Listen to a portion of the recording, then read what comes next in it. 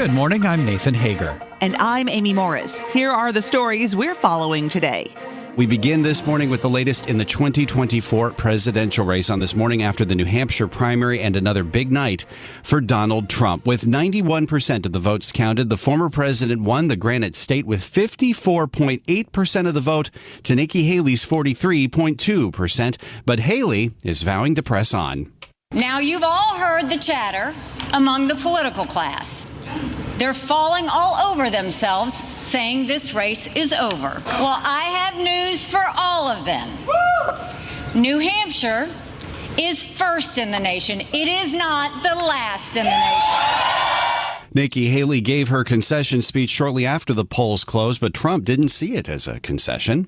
This is not your typical victory speech, but let's not have somebody take a victory when she had a very bad night. She had a very bad night. Now, former President Donald Trump is now looking ahead to a general election, telling his supporters if they don't win in November, quote, "I think the country is finished." But the next major contest in the Republican race is in Nikki Haley's home state of South Carolina. Bloomberg political contributor Rick Davis says things could get ugly. If she doesn't get out, she will face the most brutal assault on her campaign in South Carolina that you'll ever see. All of MAGA will descend upon that state, and they will brook nothing for her in this regard. So we've already seen how he plays, and he plays hardball. Bloomberg Politics contributor Rick Davis says Haley trails Trump in South Carolina by about 30 percentage points in the Real Clear Politics average. As for the Democrats' New Hampshire primary, President Biden won that pretty easily, even though he wasn't even on the ballot. He fended off a challenge from Minnesota Congressman Dean Phillips with a write-in campaign. With 89% of the vote counted, the president took 51.4% of the vote. Phillips is a distant second with 19.8%. Now let's get to the latest developments in the Middle East, Amy. U.S. forces have carried out airstrikes against an Iran-backed militia in Iraq. That's after the group attacked an air base where U.S. troops are stationed. Meanwhile, the Wall Street Journal is reporting Hamas has told international mediators it's open to discussing a deal to release some of the kidnapped Israelis it's holding hostage in exchange for a significant pause in fighting. Bill Ackman and his wife have made their first major investment in Israel since the war with Hamas began. The couple is buying a 5% stake in the Tel Aviv Stock Exchange for about $17 million. Ackman's been a vocal critic against the rise in anti-Semitism since the war. And back here in the U.S., Amy, the CEO of Alaska Air says he is disappointed and angry with the standard of Boeing's quality control. The plane maker is facing deep scrutiny from regulators and customers after the mid-air blowout of a door panel on an Alaska Airlines flight. In an exclusive interview with NBC, Ben Minicucci said the company's found many more loose bolts since then. We found, some loose bolts on many of our MAX 9s. It makes you mad. It makes you mad that we're finding issues like that on brand new airplanes. Alaska Air CEO Ben Minicucci's comments come after United Airlines CEO Scott Kirby said he's dropping Boeing's MAX 10 jet from the airline's internal plan. The carrier hasn't canceled its order, but says it's no longer counting on the largest 737 MAX model as part of its fleet. In a statement, Boeing says, quote, "We are taking action on a comprehensive plan to bring these airplanes safely back to service." Turning to the markets now, futures are higher following another record close for U.S. stocks, also helping boost stocks around the world. China's latest move to stimulate its economy. The People's Bank of China said it would cut the reserve requirement ratio for banks. Now, he's also getting a boost from Netflix after earnings. That stock is up about 10% in early trading. Streaming giant saw its fastest growth in subscriber numbers since the pandemic, signing up 13.1 million viewers in the last 3 months of 2023. Co-CEO Ted Sarandos is hoping to boost ad revenue further. Live event programming is something we've talked about for quite a while, and this has been in the works. So used to look at this as fits inside of our $17 billion programming spend now. I would not look at this as a signal of any other change or any change to our sports strategy. Those comments from Ted Sarandos came after Netflix announced a 10-year deal to offer live programming from World Wrestling Entertainment starting next year. The platform's strong performance is in contrast to many competitors. They're operating shrinking cable networks and unprofitable streaming services. And on the flip side, shares of Texas Instruments are down more than 3% in early trading. The chipmaker gave a disappointing quarterly forecast indicating that a slump in demand for industrial and automotive electronic components is dragging on. Elsewhere in the tech sector, Amy, eBay is cutting about 1,000 jobs, and we get more on that from Bloomberg's Doug Krisner. eBay says staffing and expenses have outpaced growth, and the company needs to be more nimble in the face of a challenging economic environment. More broadly, eBay says it's implementing organizational changes to align and consolidate certain teams to improve the end-to-end experience. Now, the job cuts equate to 9% of eBay's full-time workforce. The company also intends to reduce work for outside contractors. This is the second round of job cuts at eBay in a year. In New York, I'm Doug Krisner, Bloomberg Radio.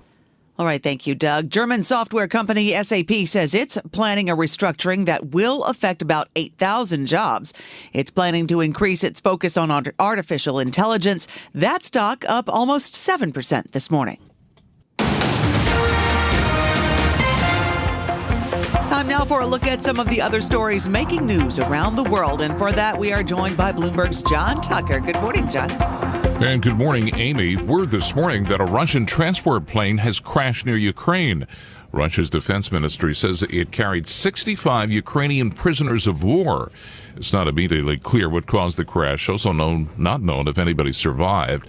Ukraine is marking the 700th day since the full-scale invasion by Kremlin forces started. White House officials say they are actively engaged in negotiating another ceasefire between Israel and Hamas. That story from Bloomberg's Nancy Lyons. The idea is to pause the fighting so there would be safe passage for the remaining hostages to return home. National Security Council spokesman John Kirby says the U.S. would support a longer ceasefire. That would give us the opportunity to get hostages out and get more aid in. But we would absolutely support a humanitarian pause of a longer length than the week that we were able to accomplish. Absolutely, we would. Kirby says the White House Mideast and North Africa coordinator Brett McGurk is in the region right now, engaged in talks. In Washington, Nancy Lyons, Bloomberg Radio. President Biden and Vice President Kamala Harris focused on reproductive rights at a rally in Manassas, Virginia yesterday. Here's President Biden during his remarks. As long as I have power of the presidency, know this. If Congress were to pass a national abortion ban, I will veto it. Democrats recently took control of the legislature in Virginia and have proposed to enshrine abortion protections in the state constitution. Apple, reaching a make-or-break point in its decade-old effort to build a car, has now pivoted to a less ambitious design. After previously envisioning a truly driverless car, the company is now working on an EV with more limited features. With the latest changes, the company looks to introduce the car in 2028 at the earliest. And Donald Trump's expected testimony in E. Jean Carroll's defamation trial against him has been delayed for a third time.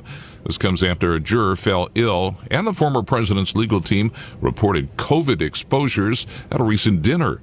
The U.S. District Judge Louis Kaplan issued a brief order saying the trial won't take place in Manhattan today as planned. Global news 24 hours a day and whenever you want it with Bloomberg News Now. I'm John Tucker, and this is Bloomberg. Amy. All right, thank you, John. And we bring you news throughout the day here on Bloomberg Radio.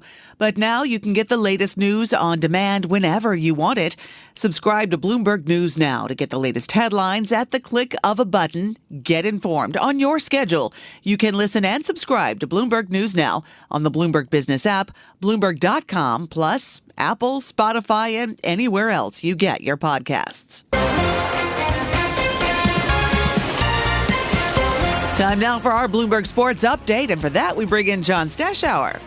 Amy, the day began with the Milwaukee Bucks with a record of 30-13, tied for the second best in the NBA. And then the Bucks shockingly fired their coach, Adrian Griffin, who was in his first year on the job. Assistant Joe Prunty taking over on an interim basis. But Turner Sports reported last night that the new coach of the Bucks will be Doc Rivers. It'll be the fifth different team that Rivers has coached in the NBA. Knicks came from 10 down and beat the Nets. Knicks are 10-2 since they made that big trade with Toronto. Nets have lost 11 of the last 13. Denver got 31 points, a triple-double from Nikola Jokic in a win at Indiana. New Orleans shot 58%, outscored Utah 153-124. The Lakers played without LeBron James, fell back under 500, losing in L.A.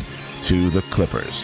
Capitals lost at Minnesota 5-3. Daniil Medvedev won a 5-set match over Poland's Hubert Hurkacz. Medvedev into the semifinals at the Australian Open. As expected, Adrian Beltre cruised into the Baseball Hall of Fame in his first year on the ballot. A 21-year career with 5 teams, mostly with Texas. Great hitter and a terrific fielding third baseman. Joe Mauer also makes it in his first year on the ballot. A 3-time batting champion, spent his entire career with Minnesota. Todd Helton had a .316 career average. His entire career spent with Colorado.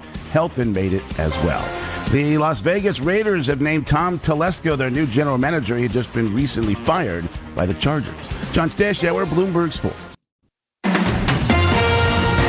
From coast to coast, from New York to San Francisco, Boston to Washington, D.C., nationwide on SiriusXM, the Bloomberg Business app, and Bloomberg.com. This is Bloomberg Daybreak.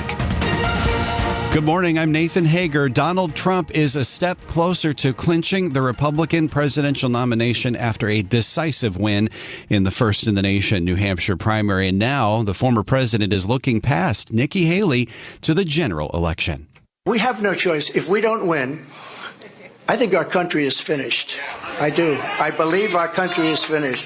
The former president gave his victory speech last night, but Nikki Haley is vowing to press on to her home state of South Carolina, where the contest could get even tougher. But let's check in first with New Hampshire. Joining us once again from Manchester is Bloomberg News politics reporter Laura Davison. Laura, they called this race pretty early. Did the vote just pretty much break Trump's way all the way?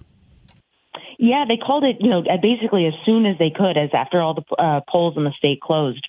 And in looking at the data that came in, Trump just led by a margin that was big enough that they felt comfortable calling it. And as the results continued to roll in all night, that held. Nikki Haley needed to either win or come really, really close. Someone compared it to she needed to be within 3 points within a field goal of Donald Trump, and that just never happened. She was, behind him. They're still finalizing some of the data, but she was, somewhere between 8-9% trailing Donald Trump, and it's just not what she needed to be able to prove to voters in South Carolina and beyond that she has what it takes to be able to beat the former president. What happened to that moderate and independent vote that some analysts were saying might break Nikki Haley's way last night? So she got a lot of that, but not enough to count. The thing that is tricky about that moderate and independent vote in New Hampshire is that they're notoriously hard to poll. If you're an independent in New Hampshire, you can go in and decide whether you want to vote in a Republican or a Democratic race. We did see way more interest in the Republican race last night. That is where the action was. But there was also a little bit of drama on the Democratic side, and that you didn't have Joe Biden on the ballot. And instead, you had Dean Phillips, who was sort of a Biden challenger. So that didn't help her in having some moderates and Democrats who were either maybe interested in Dean Phillips or, wanted to make sure that Joe Biden was, in fact, the Democratic nominee. In terms of the turnout, what was the level of turnout? What does that tell us about how the race could go from here as we move on to other primaries starting next month? So there was a decent turnout, pretty big turnout last night. The issue going forward is that the race gets less interesting from here. So we're probably likely to see turnout really dip going into South Carolina, unless the fundamentals of this race change. There's a whole month until South Carolina votes. But right now, Nikki Haley is still in the race. She's vowing to stay in. She has the money and the backing to do so, but not necessarily the political votes there. Going into South Carolina, she's 30 points behind Trump. Even this is her home state. So that's not a good sign for her that she doesn't, that she isn't more competitive in a state where she theoretically could be. And that is the message that the former governor projected in her concession speech, which she gave before former President Trump's victory speech. But what's the messaging behind the scenes? Is it matching what Haley's telling her supporters on the stump? Yeah, this is really an interesting place. Most candidates wouldn't be able to do what Nikki Haley has done here, but because she has raised so much money, she had so much interest from Wall Street. She has the Koch-aligned Americans for Prosperity behind her, as well as another well-funded super PAC. She can continue to fight, even though she didn't have the showing that she wanted. We saw Ron DeSantis didn't perform as well in Iowa and was out of the race a couple days later. Haley, has the ability to stay in. The question is, will she? What are her future political goals? Does she want to sort of go on this quixotic journey, or in a week or two, will she decide, hey, this isn't worth it? I either want to try to run again in 2028, or maybe try to make nice with Trump. The Trump last night took a lot of jabs at her, really indicating that he is not happy with her and that there is a lot of bad blood there. And I guess there is a question as well about whether that donor base is going to stay with Nikki Haley if it seems like they're getting diminishing returns on their investment. What are you hearing when it comes to the donor class about whether they can continue supporting Nikki Haley's run?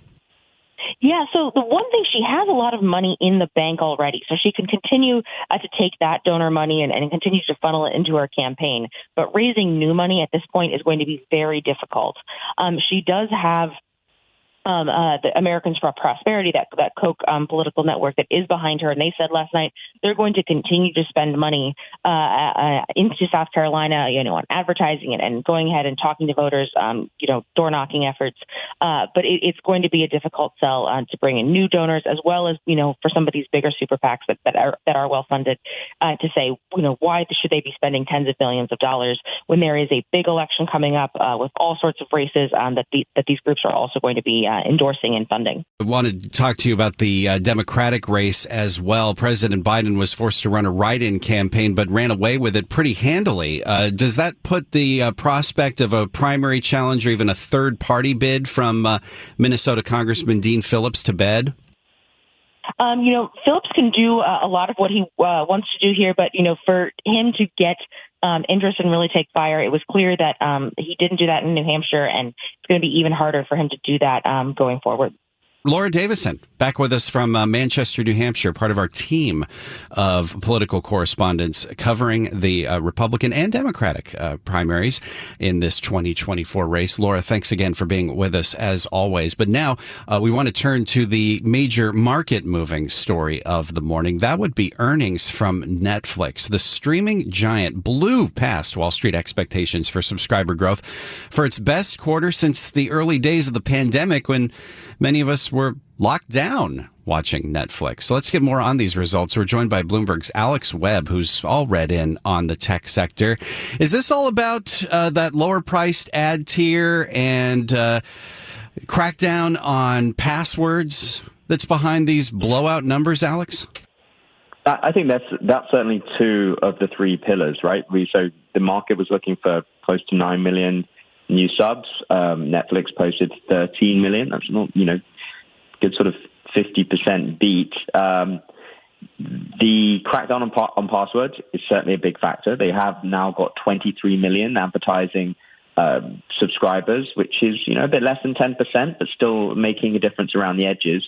But don't underestimate the importance of good quality content. They've had a few, decent-sized hits, shows such as Leave the World Behind, and documentary series about and I will say football player, the footballer David Beckham.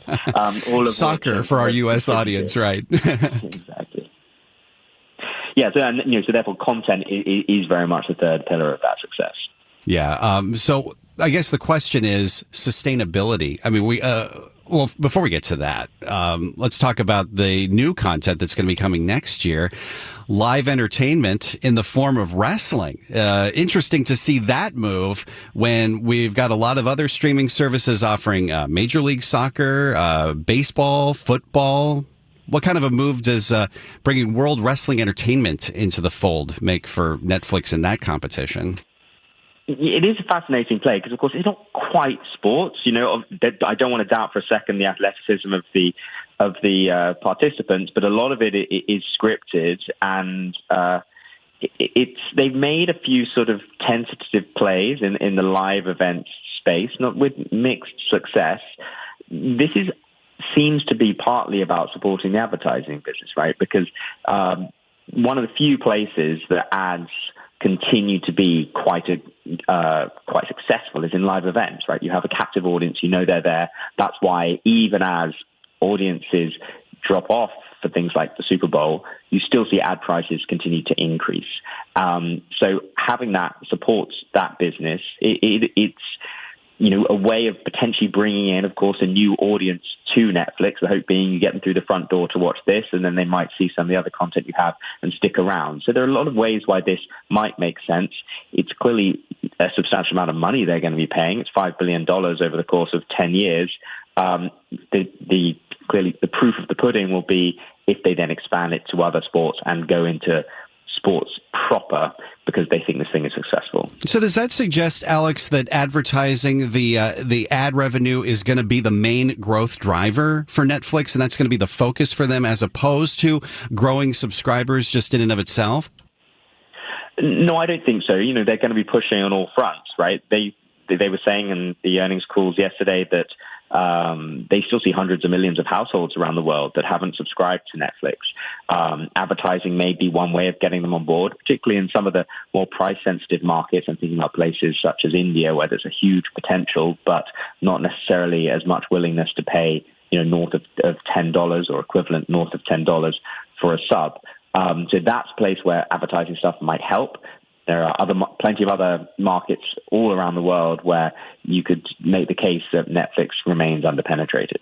The time we have left, I got to get your take on Tesla earnings coming up after the bell today. A lot of expectation about how Tesla is reacting this time of higher interest rates and a more squeezed consumer.